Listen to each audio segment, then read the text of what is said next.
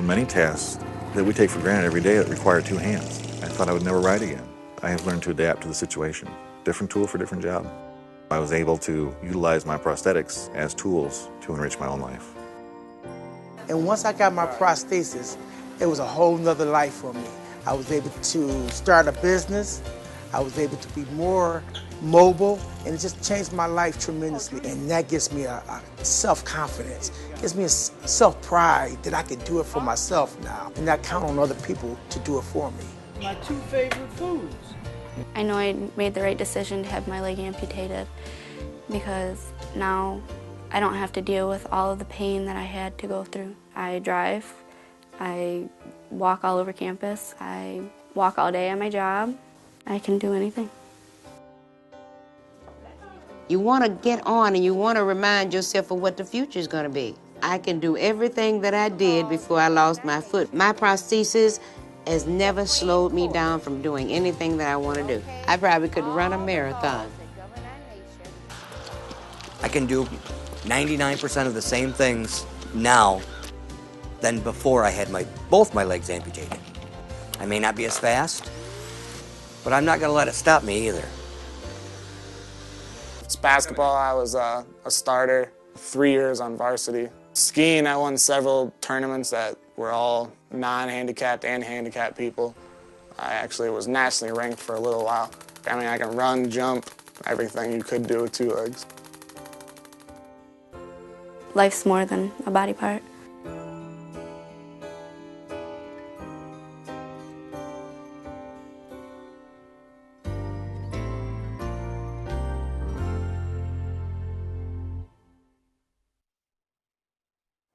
I'm Craig Harris. I'm 47 years old. I own a business, a great business called Turkey Man, which I'm very proud of, and I'm an above-the-knee amputee. I'm Casey Wood. I'm 19 years old. I'm a below-the-knee amputee. I'm a college student at LCC and a manager at McDonald's. I'm Randy Dapper. I'm 41 years old. I'm a right arm, below elbow amputee, and I'm a radiographic technologist, or x-ray tech, at Sparrow Hospital in Lansing. I'm Dr. Ruby Helton, former principal of the Lansing School District. I lost my foot a couple of years back due to a malignancy of the right ankle. My name is Tom Thurston. I'm 47 years old. I am now disabled, but before my disability, I was a restaurant manager, working for McDonald's for many years. I'm a double below-the-knee amputee. I lost my first leg in 2005, the second one in 2006, due to complications from diabetes. My name is Jake Perry. I'm 21 years old. I'm a professional paintball player and an above-the-knee amputee. Those people you just met received their prosthetic care from my clinic. When they were faced with the amputation, there just weren't many resources available to address their questions and fears. That's why they agreed to tell you their stories, to help you and your family understand the process and to know that you can maintain a quality lifestyle after amputation. I'm Joe Springer, certified prosthetist and owner of Springer Prosthetic and Orthotic Services in Lansing, Michigan. Together, we work with your surgeon, family physician, and physical therapist to get you back into your lifestyle. I hope that by these people sharing their experiences, that this will help you and your family make decisions that are right for you.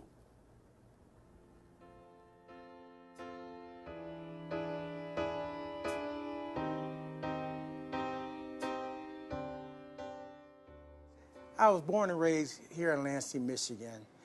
Went to school at Harry Hill at high school. I was very athletic. I was a gifted athlete.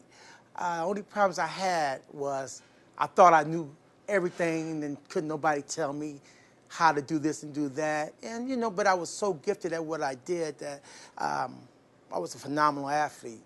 I enjoyed basketball, football, baseball was my love. I was 16 years old and I got into an accident. Snowmobile accident, which I broke all of my arteries and veins in my leg, which it caused me to catch gangrene, which I, at that time, had to get my leg amputated. The doctor put it just like this to me. He said, Craig, either it's your leg or your life. I'm full of life. And to me, I just didn't want to die. And that was the only other decision at that time, was either die or get an amputation. So I didn't have time to think. You know, it was just a decision I had to make now, and then they did the amputee the next day. So I didn't have no questions then, but right after that, I did. And then back then, we're talking about 1978. It wasn't a lot of information out on being an amputee or what you got to look forward to. So I really think this is a beautiful thing that we're doing now to inform people about what to look forward to be able to be an entrepreneur, to have my own restaurant, to be able to stand up all day and work if I have to carry things in from the car, some of my products, and be more independent. That was a big thing that I had to, before, ask people to do for me. Now I'm able to do it for myself, and that gives me a self-confidence, gives me self-pride that I can do it for myself now. And it just makes me feel so good that I can do that for myself and not count on other people to do it for me.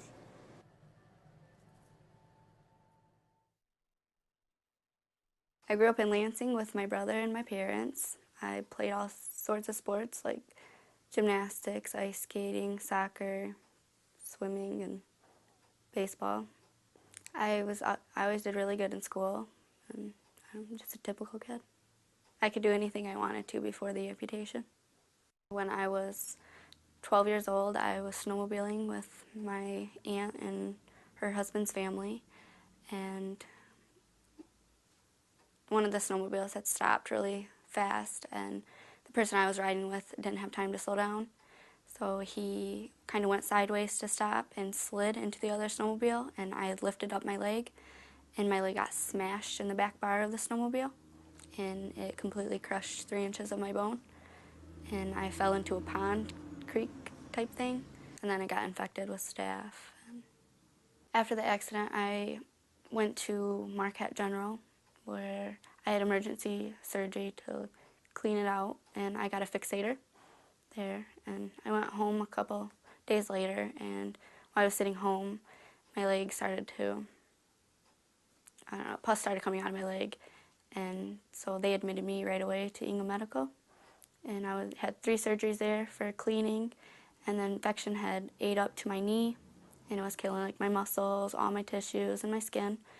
So I needed a muscle transplant to cover the area where the bone needed to be.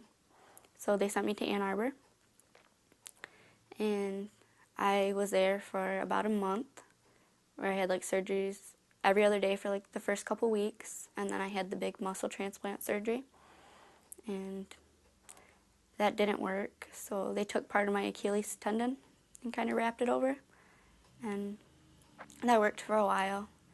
I had 3 bone grafts to fill in my 3 inches of bone that I was missing, and I did good for a while, and then I was just walking and my leg re-broke. So they casted it, and I had surgery a week later, and they told me that the infection was in my bone and none of my bone grafts were going to take. So I had to have the amputation. I've been in many hospitals for many different surgeries, and I've had rods, and I had a muscle transplant, and three bone grafts, and 2 skin grafts, and the infection just never went away. When they talked to us about amputation, they had another option they could try. You know, she tried to save her leg for 2 years. She's had 20 some odd surgeries, and the infection, just once it's in your bone, it's really hard to get rid of. And so among Casey and her dad and myself, we decided that it would probably be the best thing for her after trying to save it for 2 years. The doctors had said that they could try one more thing, but I was tired of trying. So I decided to go ahead and have the amputation. And I was kind of glad to be done with all my surgeries. I was really scared. I just could never picture myself without like my body parts, you know. I just talked to my parents and my friends. They were really good support. They always told me that everything would be okay. You know, it's not going to change me. I'll be fine. I always wondered how other people would act towards me knowing that I had the amputation. But most of the time they can't even tell I have one, and when they find out, they're amazed. They would never guess. A couple weeks after my amputation, I went and saw Joe Springer, and he explained the whole process of getting prosthetics and how I had to shape my leg to be able to go into one.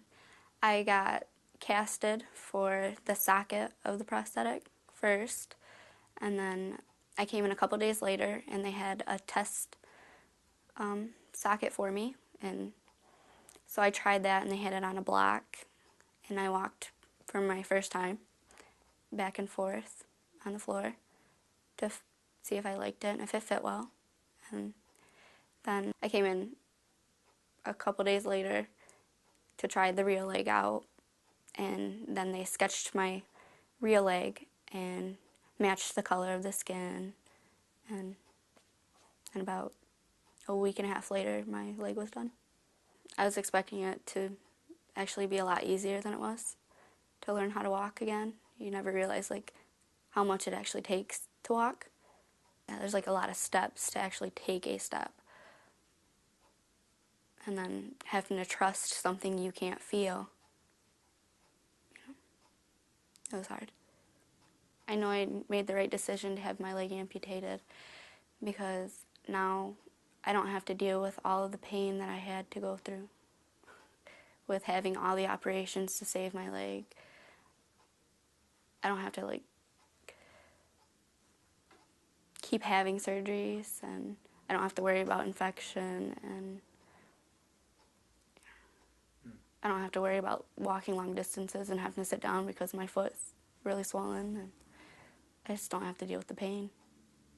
With having a prosthetic leg, I never thought I'd be able to drive or walk long distances or play any sports at all, and now I can do anything I want. I drive, I walk all over campus. When I go to school, I walk all day at my job, and I can do anything.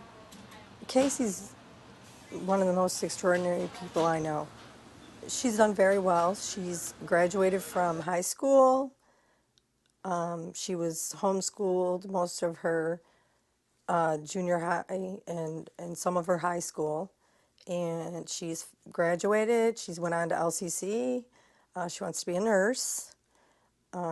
She's gotten a driver's license. She drives a car just like you and I. She just uses her left foot because it's the only way she knows how to drive. She's a manager at McDonald's and going to school, so she's has quite a bit accomplished, probably more than some of us who have all of our limbs. I was one of those people that thought it always happens to other people's families or other people's kids. And I just really didn't understand everything that she would have to do to be where she is now, I guess, or go through to be where she is now.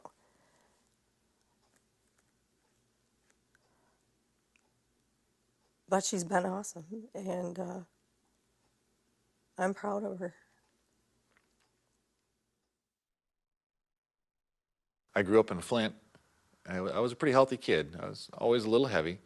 And in high school, I was able to lose some weight playing football. Did that all through high school, and I went in the Navy in 1985. I did 6 years in there as a machinist mate, where I learned to work on machinery, pumps, pneumatic systems, air compressors, hydraulics. And then I got out in 1991. I was relatively healthy until I was 31 when I started developing the bone tumors in my right wrist. In 1997, I was diagnosed with bone tumors in my right arm, right by the wrist. The tumor was removed, and I had a surgery to replace the bone that the tumor had affected. And The tumors came back in the soft tissue in my forearm 4 times total. So after 4 surgeries over a 2-year period, there wasn't much of a hand left worth keeping. It didn't work very well, and it hurt very bad. And with the help of my doctor, I made the decision for the amputation. When I went to the prosthetist, the hand therapist, and I asked, what would I not be able to do? And she said, you can do anything you believe you can do also. I said, well, I'll have to give up riding a motorcycle. I thought I would never ride again. And she said, when you're ready, you'll find a way. And we did. My quality of life has greatly improved since my amputation. Had I kept a hand, for me, that was useless, I would not have been able to perform the skills that I now do for a living. I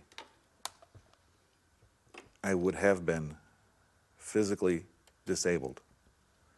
Now with the different prosthetics and different tools that I have, I've learned to adapt to different tasks that we take for granted every day. When I made the choice to become an amputee, people might think it was difficult. For me, it meant freedom. It meant freedom from pain. It meant freedom to move on, because with the prosthetics that are available, being a mechanically oriented person, they're tools. And I use tools in my own living for what I did at the time, doing machine maintenance and repair. It was easy to adapt because it was another tool. So the choice to become an amputee was easier than people might expect for me. Everybody's different. Some people say that they wouldn't be able to do it. Keeping a hand that burdened me, that was painful all the time, there was never any relief, did not make sense. God, please take in a big breath right now. So I moved forward with the decision for amputation. Hold it out. I was right-handed my whole life, and I'd always been worried about losing the use of my right hand, especially since I was doing machine repair at the time and machine maintenance. At first we thought it was carpal tunnel, so I had to deal with wearing a brace and slowly losing the use of my fingers. So slowly I learned to adapt to use my left hand. I never thought I would have to learn to write with my left hand. I never thought I would have to rely on my left hand solely. I talked to a counselor. I asked what my options were, especially getting in the medical field, especially being an amputee. And she said that you can do whatever you believe you can do. And I haven't found anything yet that I can't do. Every job requires a different tool. This particular one I use for working on crafts and general everyday stuff when I'm wearing my myoelectric arm. But when I am working, I prefer to use what is called the Greifer terminal device. This has actual flexion extension, whereas the other one doesn't, and good grip strength. It's freedom, because the only thing that attaches to is the residual limb. There's no harness that goes around your chest. There's no harness on your shoulder. Your range of motion is greatly increased. The only negative aspects of the myoelectric is you have to change your battery occasionally. And parts do wear out. So you have to have some routine maintenance. So when I tell somebody that I have to have my transmission changed in my hand, well, your transmission in your hand, yeah, they wear out. It's parts, it's maintenance.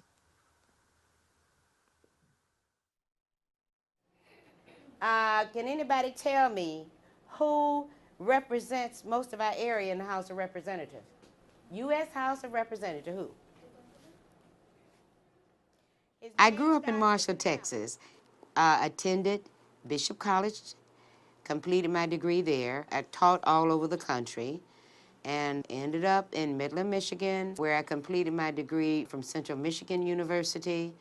And following that, I moved into the Lansing, Michigan area and completed my PhD degree at Michigan State. I was with the Lansing School District for a period of 24 years. I left the Lansing School District and put together Shabazz Academy. And following then, I went into retirement and opened up a couple of businesses, and then just recently I've returned to the Lansing School District to substitute for principals and assistants in their absence. Every morning I would go walking with my dog, and that ankle became weaker and weaker and weaker. And then I noticed it starting to swell. It would, you know, it was so swollen until I went to the doctor and had it x-rayed. They found nothing at the time. But that following August, I went back to the doctor because the ankle was continuously swelling, and he x-rayed it then. He said, "You've got broken fragments in your ankle." So he immediately did surgery, and from every year after then, he did surgery. Finally, after about 7 years, they diagnosed it as a liposarcoma. He said, "You've got to do something. The tumor has grown rapidly, like overnight, and is getting ready to attack your vital organs." By that next morning, I'm saying, "They thinking about removing my foot." I don't think so.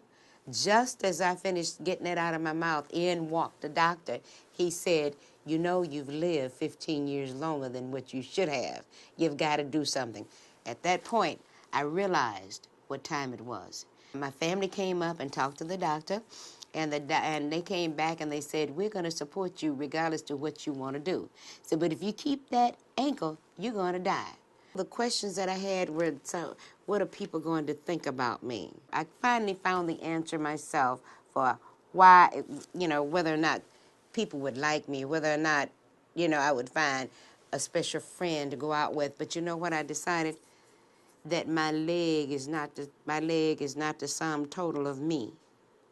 My leg is only a part of me. My personality has not changed. My heart has not changed. I'm still basically the same person. I just lost a foot. That's all.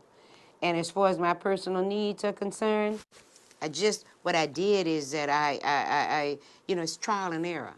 I had 2 falls, and that, of course, hurt my heart. And, you know, you can have some mishaps because you forget sometimes about, you know, you've lost a limb, so you jump out of the bed and you end up on the floor. But I soon mastered that type of thing. I think I was so selfish because I was thinking about, oh, I'm not going to be able to wear my shoes anymore.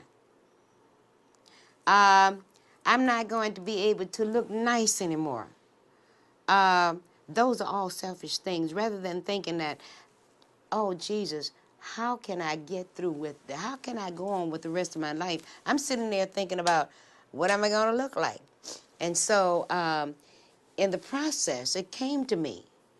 It says, your life can still go on. Life is not going to stop at the end of your limb. It's going to continue. And then that's when I thought about, you know, when I thought about, I'm just gonna do it. I'm gonna walk. I saw myself walking every night, and I did. I walked in 4 months. Initially, I thought I was not gonna be able to walk. I thought I was going to always have to use a crutch. I thought I was not gonna be able to look nice. I thought I was not going to be able to just to do the normal day-to-day shopping, normal day-to-day cleaning. You know, I thought I wasn't going to be able to wear pretty shoes anymore. I think I'm very, very mobile, and that I don't need any help in getting about. Lots of people would never know that you know, that I don't have my right foot unless I told them. My prosthesis has never slowed me down from doing anything that I want to do. I've begun to spend a lot of time with, you know, in and around the schools and so forth, and I only have one limitation, and I think that's in my mind. I would rather I feel more comfortable in wearing my flats than I would in heels like I used to wear. I can do everything that I did before I lost my foot with the exception of run.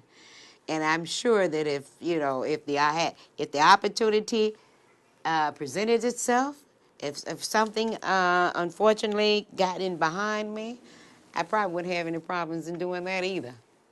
I probably could run a marathon. Yeah, I grew up just outside of St. John. I was a country boy. My grandfather lived right next to us, so I did an awful lot of helping on the farm for Grandpa and Grandma. That was fun for me, spending a lot of time with my grandparents. Through school, I was probably pretty much a normal kid. First 2 years of high school, I played basketball, football, and baseball. And after that, I decided I wanted to get a job to have a little extra money, get myself a car. Went to school a little bit, and I worked at McDonald's and went to school a little bit. I pretty much was a normal person, just like anybody else, got my job and kept going that way. I learned I had diabetes. I was about 26 years old. I had to start changing things then. About another 10 years after that, when it started affecting me, the effects of the diabetes getting to the body, and now I have to be different. I have to watch what I eat, take my medication, but other than that, I'm still pretty much normal. I was working an extremely lot of hours because our overnight person was not showing up, and then all of a sudden my foot really hurt. And I had diabetes at the time, but I hadn't had any complications yet. My foot really hurt, and I checked, and there was a big ulcer, about this big on the bottom of my heel. So what I did is I went to my family doctor. They sent me to a specialist, which I had to go to once a week. It didn't heal, and we kept trying, and just it wouldn't get any better, so that's what eventually started me down the path for losing the first leg. My doctor told me that since the ulcer would not heal, it's going to get infected. It's not taken care of, it will turn into gangrene. And that can also be a very serious condition for possibly losing your life. After a few months of the doctors attempting to get this to heal, and it was not healing, and they told me that it was not going to heal, I decided the best course would be to have the leg amputated and then move on from there. About a year later, I got the ulcers on the other foot, and that one wouldn't heal. And I went into the doctor, and I had an infection, and they took me into surgery right away. And what he went in to do was take the heel bone, at least he thought just the part of it that was infected, but he had to take the whole heel bone, so it was all gone. So I was at home in bed with my wife and my daughter putting the antibiotics up for me for 3 months. I just said, just take it. Because it's not healing. If it's been 3 months and there's no progress, it's not going to get any better, so let's go ahead. I had no idea what I'd come back after the surgery like. My wife and I had lots of talks about it. Some of them ended up crying, whatever, but we had a lot of talks about it, and, just trying to think positive, so we're going to get through it. So we knew that we'd won one way or the other, but it could be a difficult road. But I had not known anyone that had any body parts amputated beforehand. I didn't know where to go to ask. I'm not afraid of any type of surgery. You can't throw much at me that I haven't had. So the actual surgery where they're going to take the leg didn't bother me too much. But wondering what I was going to be like afterwards, what I could do afterwards, and is it going to be a long, painful process to try and get back to even anywhere near normal. You see all these programs on TV where war veterans, any type of thing they have where they get something amputated or a new leg, all the therapy, and it can be so painful, and it can. But I'm just wondering how much I would have to do or how long that would take and how painful it would be to go through the therapy to try and get somewhat normal. And how long will you see a doctor? Do you have nurses come to see you, therapists come, in home or not? I didn't know that much about that. Simple stuff like I wasn't sure how I was going to get in and out of the bathroom. To be able to help still do laundry, do the dishes, get groceries, that kind of stuff, and I still do all of that. I may have to do it a little bit less or pace myself, but I still do, except for a very few items that I'd like to do, I still do everything that I did before. I still am diabetic, but I do have the 2 prosthetics now instead of my natural legs, and I can do most of the same things that I could do before. I just have to go slower at most of them. And just like, for example, we went down to my wife's parents in Tennessee, and I had to try and figure out how to get in their bathtub. Because at home, we had a handicap bathtub with a guardrail so you can beat yourself in. But I just have to take myself and sit there for just a minute and figure out how I'm going to do it. And then I go ahead and do it. And most people tell me after they see me walking, they can't tell that I have prosthetic legs. They say I walk normal, maybe just a little bit of a limp at the most. I did not know anybody that has had an amputation before. I didn't know what to expect. And knowing that you can come out of it close to normal, do the exact same things you did before, would have helped ease my mind a lot. Because I'm not saying I'm a negative thinker, but I can't stop my mind from thinking sometimes. It just rolls and rolls and rolls. And after a while, oh, they're going to cut my leg up. What am I going to do next? And that would have eased me and helped me a lot, I think.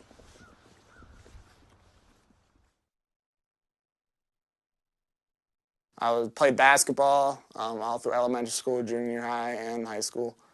I played paintball. I was a competitive skier. I actually was nationally ranked for a little while. But I played a lot of sports just the whole time. When I was growing up, I was always into sports and stayed active like that. I was always popular, I guess, at school, you could say. So I never had to deal with people making fun of me or whatever. And just, I'm so open with being one leg. My nickname is the Gimp and all that. It's hard for people to make fun of you or, look down on you when you're so open about it and make fun of yourself, I guess. It's basketball. I was a starter, 3 years on varsity, just regular high school. Same thing in junior high. Skiing, I won several tournaments that were all non-handicapped people. And, of course, paintball. I'm the only one that plays pro paintball, and I definitely do well in that. So I was 6 years old, a normal kid. I had a bump on my knee that I went to go check out the doctor because it didn't go away, and it ended up being a tumor that they decided to remove and then ended up removing the leg altogether. My parents decided to remove the leg because the cancer destroyed the growth plate, so it would have been a 6-year-old leg the rest of my life, so it never would have grown. So for me to be active, they decided it would be best just to amputate the leg. I remember, talking to my parents and the doctor beforehand, and just, waking up and, everyone being around, and just, I was in the hospital, and I remember the Michigan basketball team came and visited me. I got my leg amputated in Ann Arbor. So that was the Fab Five, which are now, they're all NBA players now. They all came to visit me. I got pictures with them and things, and that's probably the biggest thing I remember about it because I was a huge Michigan fan. And then I just remember, going back home and starting the rehab process, I guess.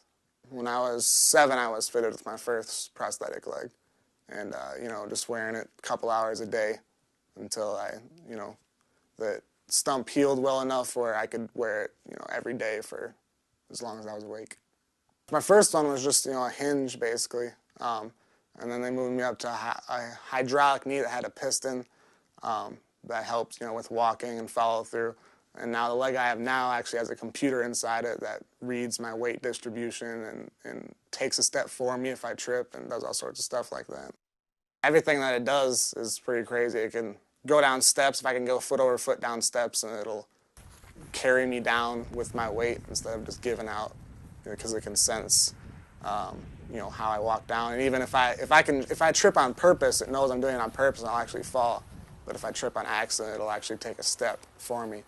The physical therapy when I was small, getting to be, active, and a big part of it's my other leg being so strong as well. My good leg can leg press, 650 pounds or so. So that helps a lot, and just staying on the leg when I was young, my parents and the physical therapist, made sure I was walking every day just to get better and better at walking, until the point where I was about 9 or so, where I could start to run and jump and do everything like that. So there's nothing I can't do. I swim without the leg. I can do I can run, jump, everything you could do with 2 legs. So my prosthesis hasn't slowed me down, not a bit. Just I've always been able to overcome any obstacles there were. Sometimes a little harder than it would be with 2 legs, but I can definitely still do it. And my parents put that in my head early that, if I wanted to be, I was going to be just as normal as I wanted to be and do everything that I wanted to do. And, with that mentality that I had, I was able to do that. A lot of my skills in paintball is with the communication part, but I also can run to a spot if I need to just as fast as anyone else, or jump over a bunker, or dive, or do anything like that as well. One of my, positions in paintball is the back player, so a lot of times I'm the last one in, because if my whole team gets shot, I'm in the back, so I'd be the last one. And I have to, do the best I can with the bunkers, being a bigger guy. And then so that's when, running and diving and that sort of thing comes in handy. I kind of wondered, how I was going to walk, and, I know one of the questions I remembered asking is how I was going to be able to swim. To a little kid, it's kind of hard to know how to, or think you could swim with 1 leg, but you know, that's actually one of the easiest things I can do. And just wondering how I was going to do things, but my parents helping me and talking to, you know, the prosthetists and everything like that, knowing that with the prosthetic leg I can do everything that someone with 2 legs can do. Got those questions answered.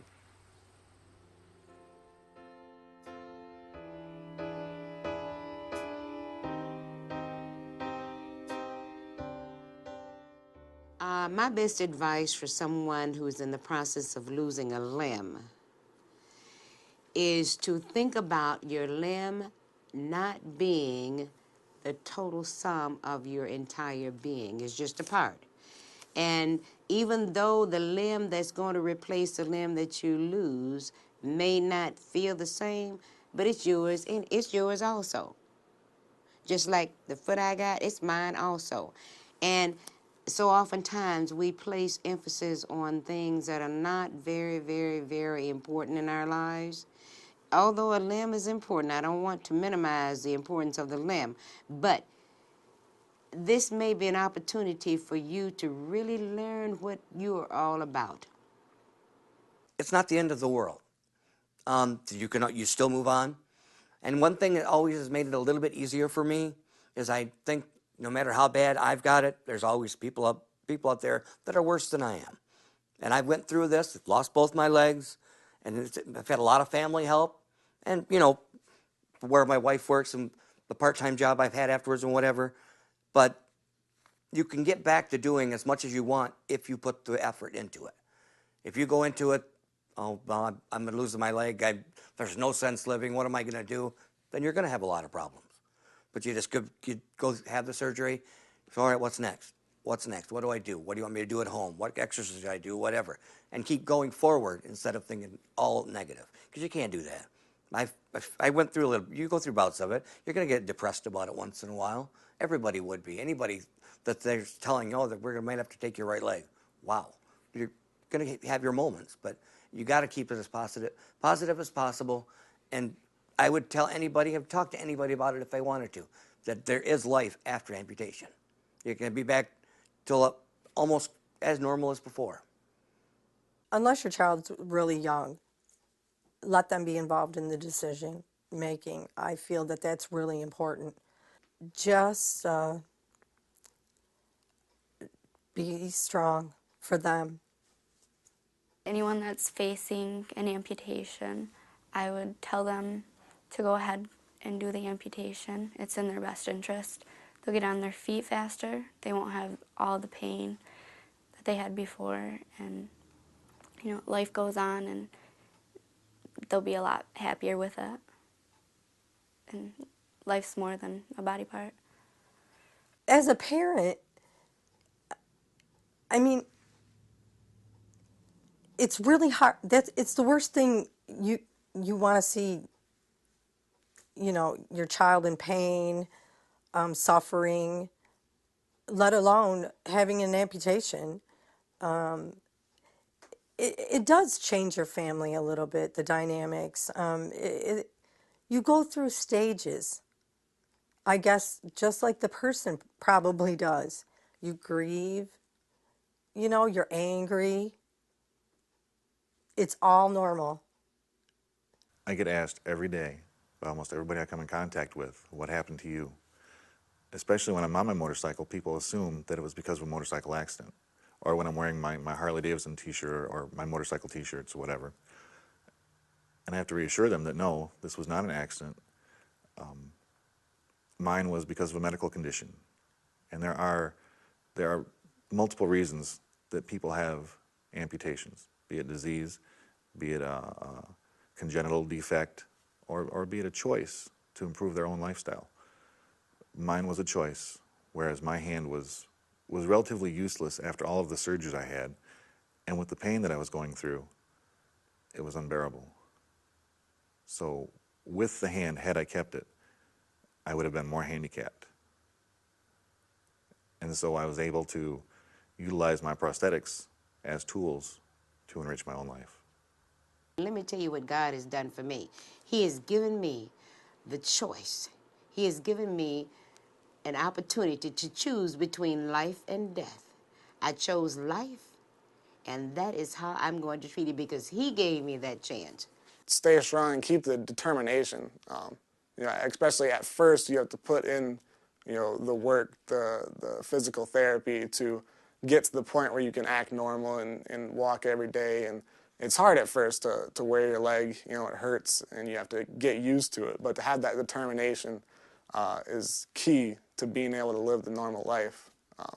And it's your attitude. You can't, think that you're a cripple or that you can't do things. You have to know that you can and that you're going to do them. Definitely more mental than anything else, just because it's still going to hurt at first. It's still going to be hard physically. You can't change that, but one thing you can change is your mental attitude about it. And if you know that you can do it and you have the determination, it doesn't matter how much it hurts or how hard it is, you're still able to do it. This is not going to be the end of your life. This is going to take you to another different type of life. So don't feel like it's the end of life. Don't never give up. Always look up, get up, and never give up. Because you guys just have to start over and do things differently. And I tell you, it's the most beautiful thing that could ever happen to me. Some days, don't get me wrong, I do have bad days, but I have way more good days than I do a bad day. So you just have to learn how to do things a little different, but it's just the beginning of a whole nother different type of life for you. So it's not over with. And if you ever have any questions, call me. I'll be more than happy to talk to you about it because it has made me who I am today. I've been now longer without my own leg than I had with the prosthesis. I was 16 years old when I lost it. Now I'm 47. So I've been without it longer than I have been with my real leg. And you know what? I don't miss it because this is who I am. And be who you are. You are who you are, so be comfortable with who you are. Hey, I can't run a marathon now, but I couldn't do it before. I can do 99% of the same things now than before I had both my legs amputated. I may not be as fast, but I'm not going to let it stop me either. Some people call me pig-headed or whatever, but I am stubborn. And you throw a job in front of me, if I can do it, I will do it. I still run the garbage out. I still do the dishes. I still help my wife with laundry. I can't move the couch very much because with the balance, it gets very hard that way. But I still am active and help as much as I can. I'm not just going to sit here and be a bump on a log and be depressed and, oh, they took my leg. There's people out there that are a lot worse than me, a lot better than me, but I'm not letting it stop me. You want to get on and you want to remind yourself of what the future is going to be. I used to tell myself, God has something for me. And I think he did. I think, like some people say God has something in store for you. Well, I think I found several things that God had in store for me. You can do it, and no one's going to stop you. That you can do anything you want to do, whether it's run or jump or just live a normal life and be able to walk. That no one's going to stop you or no complications are going to stop you, that you can do it. Talk with your doctor. Talk with the hand therapist. Talk with the prosthetist. And if you see somebody that has an amputation, just be kind and ask. We know you're genuinely curious. So don't be afraid. Especially myself, people ask me every day. And so if anybody has the courage to ask me, I'll always tell them my story. But you have to ask, you have to inquire. Don't be scared. It's a whole new world, and you're going to be okay. When it came time for the amputation, I had no idea what we were in store for as far as anything, because I didn't know anything about amputations. I use the internet a lot. If I saw somebody that had, that was an amputee, I would ask them questions. There weren't any answers, and I wish there would have been something like this available to our family. And I'm sure many others could have benefited from it at the time. I'm really glad that this is being done. I really think that this is going to be beneficial to individuals and families. Everyone should watch this. It will help you, and you'll be okay. It'll be okay.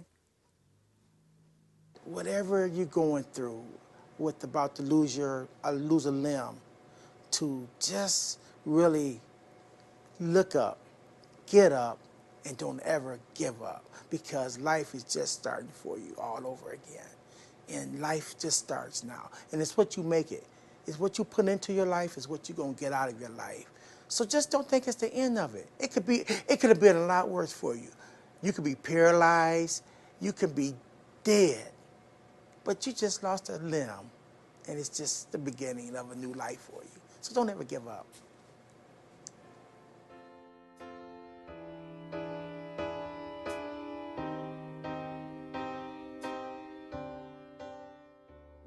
I was one of Springer Prosthetics' first patients, and Joe and his staff always did a very good job with me as a kid, explaining what the leg was going to be like, and telling me how I could use it, and making the leg how I wanted it to be, you know, with Michigan symbols or with the Mountain Dew logo or the Tasmanian Devil. They always put me first and did what I wanted them to do with the leg. When I lost my foot, Joe was in the operating room. I met him right before I went into surgery, and I've been with him ever since because he has been so wonderful. Many times I would not have made it had it not been for him. He was always so pleasant. He would always tell me, you know, I was going to make it through, and I did. He was so wonderful. He'd open up on Saturday for me. Of course, I go in there boo-hooing because you have no idea what it's like for somebody to tell you that they're going to lose, that you're going to lose a limb. It's like death. But you need to be reassured that lots of people have done this and you can do it too. You need to see other people who have gone that route. And so I don't know what I would have done without Joe. He was a counselor, he was a friend, and I know he sure got tired of me coming down there crying and so forth. Joe's office has been amazing. I'm really glad that we found Joe. They're awesome people. They will do anything. If I call and Casey has a problem, she's in the same day. And he's even went out to her Bath High School to make an adjustment on her in the school office. So not many people will do that without charging you. I sought out Springer Prosthetics. And when I talked to Joe, he said everybody is different, everybody is a new challenge, but I am a challenge that he was willing to take on. And Springer Prosthetics has been with me incredibly well since our relationship started. I can't say enough good things about Joe and about his staff. When I had a problem with my leg, they definitely put their full heart into it and realized that, you know, it's a part of my life and they wanted to make it better. Actually, I was very surprised when I woke up from surgery, when they took the leg. Joe Springer and one of his employees, Mark, were there right then, fitting me for the temporary prosthesis which attaches to your hip so you can move until you get into the other process and, you know, your stump heals up. They were there that first day. They had a pair of sweats on it that said Springer Prosthetic, cut them out for me. They were so nice and helpful. But they were there the first day. They weren't waiting until the day before I got out of the hospital, or they were right there. And they fitted me for it. They were there the next day to get it ready and helping me walk the second day after the surgery. They were great. They didn't treat me as just a number. They treated me as a person, as a patient. And if anybody ever asked us, we would highly recommend them. They were the best, at least for me. They were there from the beginning, and the second amputation, they asked who we wanted, and we said we wanted Springer. My wife called Joe Springer up herself to make sure they were there to get it done because we felt so highly of them. Joe was one of the most greatest guys I met. It was the relationship that we built before he even fitted me with the prosthesis that made it so comfortable for me to go to Joe and to be fitted with a comfortable prosthesis. Joe and his staff were amazing. They made me feel comfortable all the time. Joe's a big help. When I was in high school, he came to my school to fix my leg. It was squeaking, and he drove all the way out there to help me. Whenever I have a problem, I can always go there. I just have to call, and I'm in a couple hours. They're great. When I was looking for a prosthetist here in Lansing for Casey, a national company that's here in town, they didn't have a prosthetist on staff here in Lansing. So I found Springer Prosthetics number and called them, and they were so nice, and Casey and I went in and met with them, and she's been with them ever since. It's awesome. The quality, they really care about you. I mean, and they'll do anything. You can't really ask for more than that. You can't even get in to see your doctor, the same day. And Joe always finds a way to work her in. He knows she's busy. He knows her schedule. So he works around her work, around her school, whatever is going on. I'd like to thank Craig Harris, Casey and Teresa Wood, Randy Dapper, Dr. Ruby Helton, Tom Thurston, and Jake Perry for sharing their experiences and advice with you and your family. And I'd like to join them to reassure you that you will get through this challenging time in your life. If you'd like more information or a consultation regarding any of the post-operative procedures or questions about your health care insurance and what it covers, please contact us. We've dedicated our life to yours, taking care to make your life the best that it can be. We've dedicated